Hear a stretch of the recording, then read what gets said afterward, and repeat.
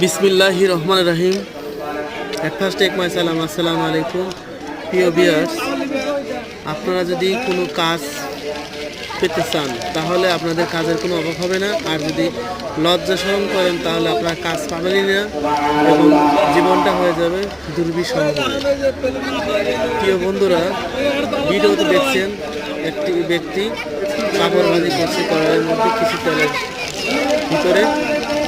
আপনারা যদি যারা আপামর জনসাধারণ আছেন, যারা পড়াশোনা কম এবং শ্রমিকের কাজ করে, কোনো সময় যদি আপনার হাতে কাজ না থাকে আপনারা চাইলে এই কাজটা করতে পারবেন এবং যা সহজেই করা যায় এবং যথেষ্ট লাভবান হওয়া যায়।